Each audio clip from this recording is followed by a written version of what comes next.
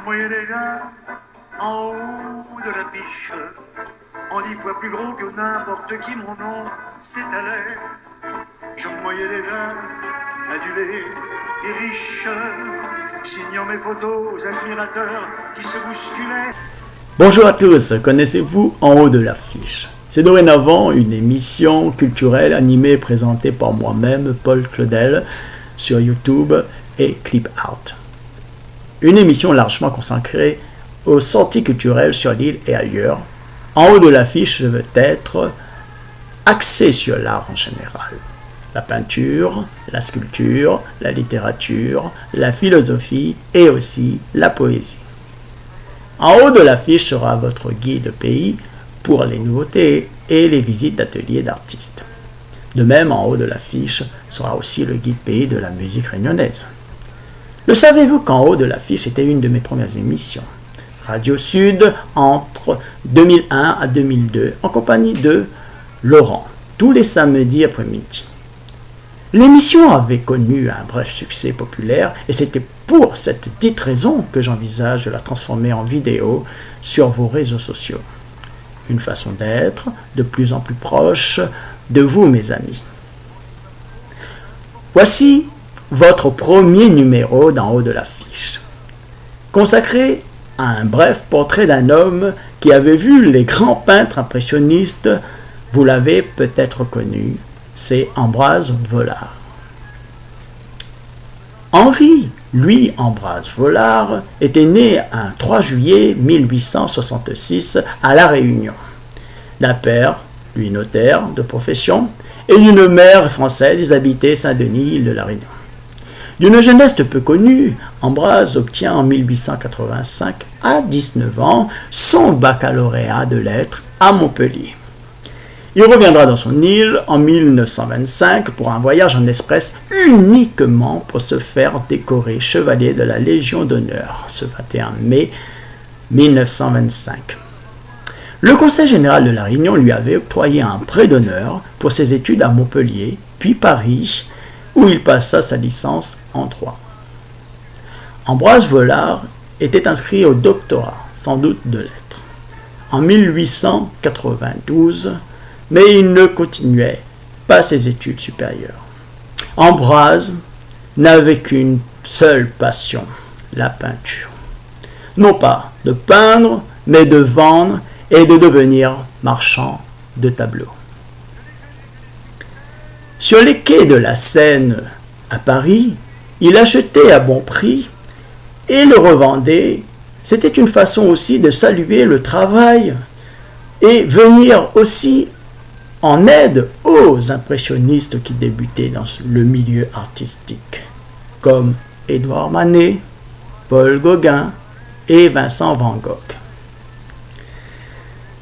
Un milieu encore bien prisé que celle d'Ambroise Vollard. Mais il a retiré toute une bonne et une très belle leçon, l'art en général. Nous parlerons de ce legs d'Ambroise Vollard par son frère en 1947 au Conseil général, puis le musée Léon Dierst, rue Saint-Denis, Réunion.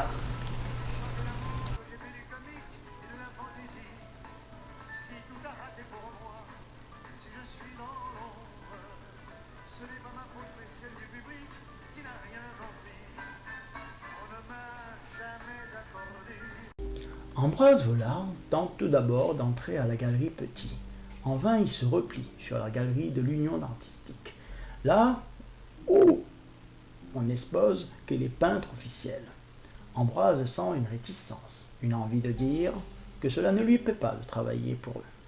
Une intuition et son sens de commerce le poussent à quitter la galerie et de s'installer à son compte. Mais certains problèmes se posent. Tout d'abord, il s'installe à domicile pour exposer les œuvres de son choix. Le manque d'argent ne lui permet pas d'acheter des œuvres d'artistes. Par exemple, la famille d'Édouard Manet lui propose d'acheter les toiles du maître. Ambroise ne peut pas, faute d'argent. Le peintre Manet était mort depuis 10 ans, c'était là une occasion de retirer l'argent. Survint entre eux un arrangement. la famille laisse les dessins de Manet en vente, il y a eu une expo, et un moyen de gagner des sous pour un fonds d'achat de futures toiles.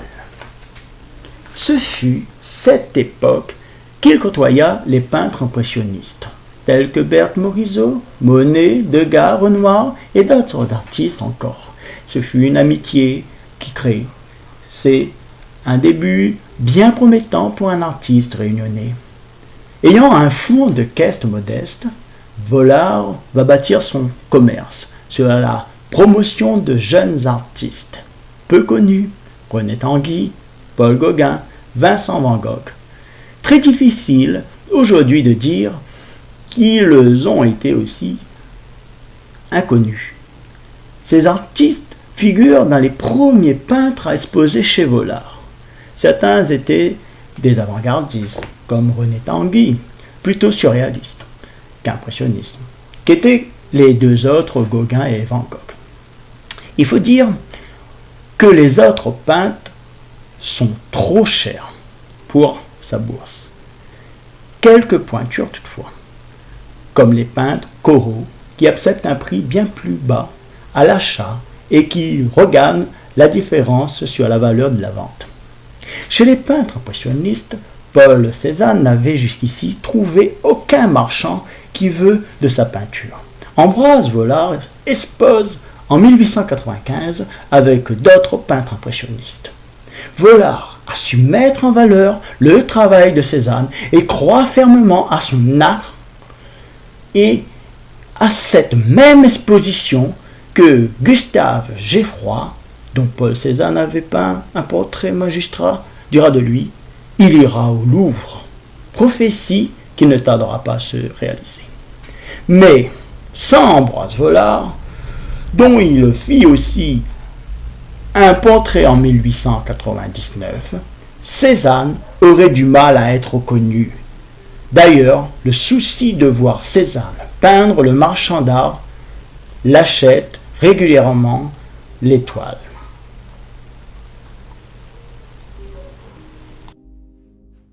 Que dire d'Ambroise Vollard?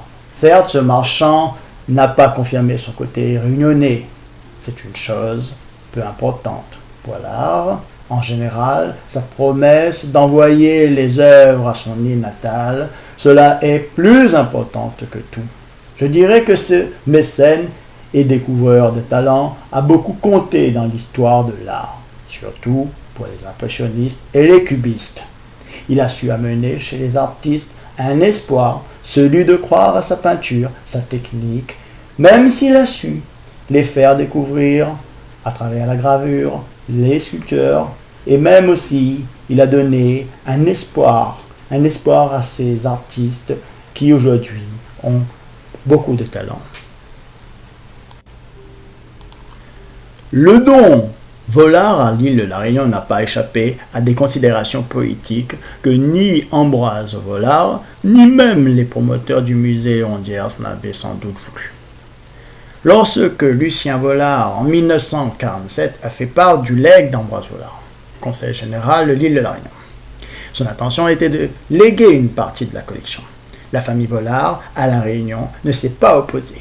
On dit même que cette décision est perçue comme un appui à la départementalisation obtenue en 1946. On est aux sorties de l'après-guerre, au premier pas vers la décolonisation.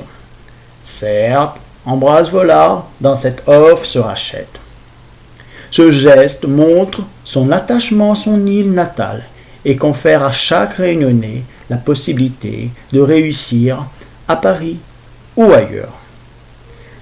En 2002, avec la deuxième partie de la collection, après plusieurs expositions internationales dans les musées comme la New Delhi, Bombay, Singapour ou encore le musée d'Orsay à Paris, nous avions eu l'occasion de voir toute l'œuvre dans son intégralité. Il faut savoir qu'il y avait seulement 2 œuvres qui ont été données directement par Ambroise Vollard à La Réunion en 1912.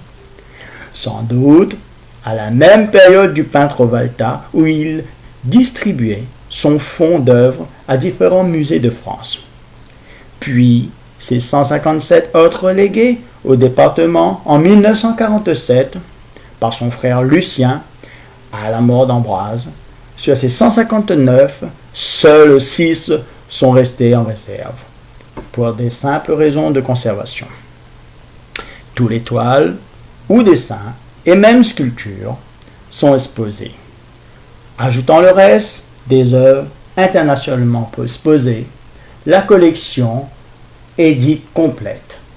La Réunion possède, au regard de tous les Réunionnais, un véritable trésor au musée Léon Thiers, rue de Paris, à Saint-Denis.